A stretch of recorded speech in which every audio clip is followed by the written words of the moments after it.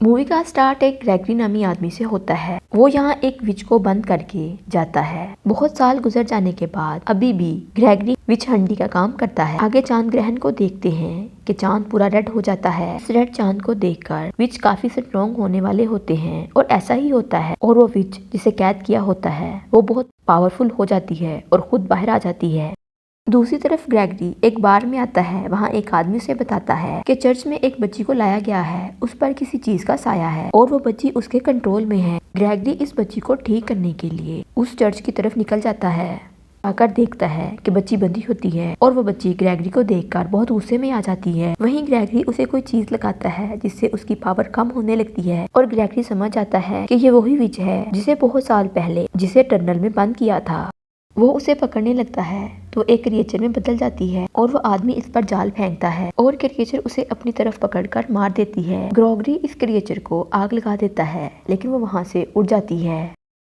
दूसरी तरफ एक लड़के को देखते हैं जिसका नाम टॉम होता है। टॉम अपनी मदर और सिस्टर के साथ होता है। वहाँ उसे एक अजीब से व्यूज आते हैं। इतनी देर में ग्रेगरी आता है, कहता है मैं यहाँ सातवें बेटे को लेने आया हूँ और वो टॉम की मदर को कॉइन देता है और कहता है इसे मेरे साथ जाने दो। टॉम की मदर सब जानती थी लेकिन वो अपने बेटे को जाने से रोकती है। टॉम वहाँ जाने पर एग्री था तो फिर टॉम की मदर उसे एक लॉकेट देती है और कहती है तुम इसे अपने पास ही रखना, ये तुम्हारी केयर करेगा।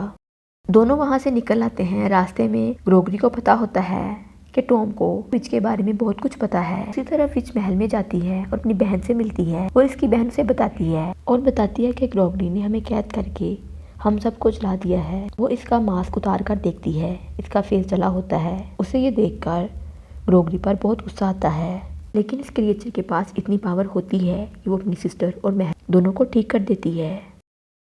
आगे दोनों जा रहे होते हैं। टॉम को वहाँ पर वही लड़की नजर आती है जो इसके व्यूज में आती है कि कुछ लोग उसे पकड़कर ले जा रहे होते हैं और टॉम इन्हें कहता है कि ये बहुत खतरनाक विच है, ये तुम्हारे काबू में नहीं आने वाली, मैं इसे संभाल लूंगा।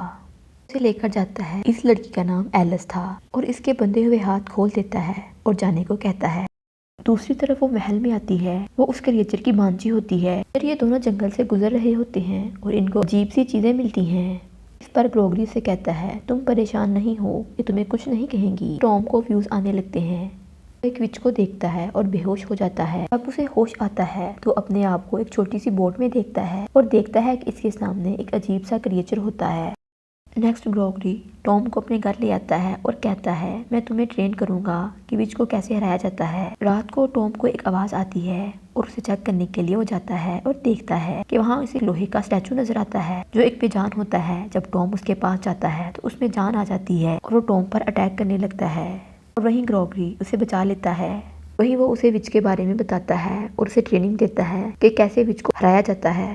सुबह कुछ सोल्जर ग्रेगरी को लेने आते हैं क्योंकि इनके पास एक क्रिएचर होती है और इसी सिलसिले में इनको ग्रेगरी की हेल्प चाहिए होती है। ग्रेगरी उसे पकड़ लेता है और कहता है तुम अपने रियल फेस में आओ। जब वो अपनी रियल फॉर्म में आ जाती है तो ग्रेगरी उसे मारने लगता है और टॉम को भी कहता है कि तुम भी इसे मारो।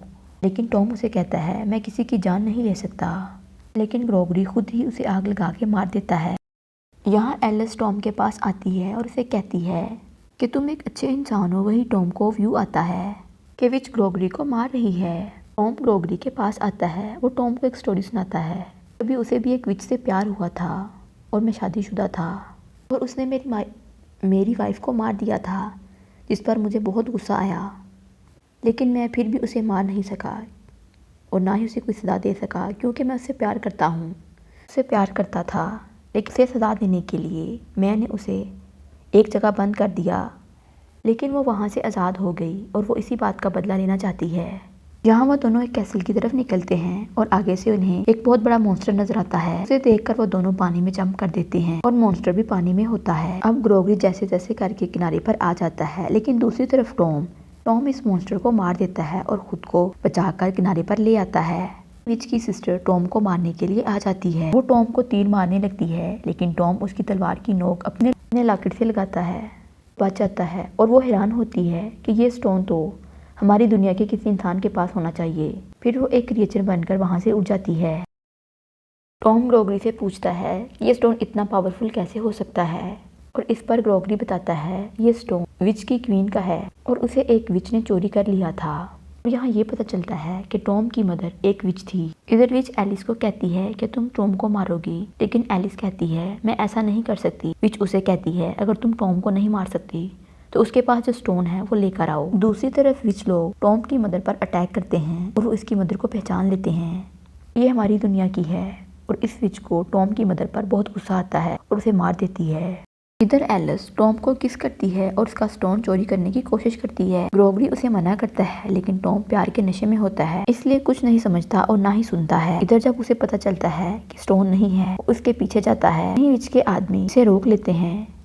वहीं ग्रोगरी भी आ जाता है और इनकी विच के लोगों के साथ काफी फाइट होती है। ऐसे टॉम एक गड्ढे में गिर जाता है। वहीं टॉम की मदर की सोल आती है जो इसे कहती है कि तुम परेशान नहीं होना, एक दिन तुम विच को मार दोगे। इधर एलिस वो स्टोन विच को दे देती है। चांद निकलने में अभी थोड़ा टाइम था। यहाँ विच की सिस्टर आपस में फाइट करती हैं। दूसरी तरफ टॉम एलिस को पकड़ लेता है। इधर एक विच ग्रोगरी को मारने लगती है, लेकिन पीछे से टॉम कुछ मारता है और वो गिर जाती है।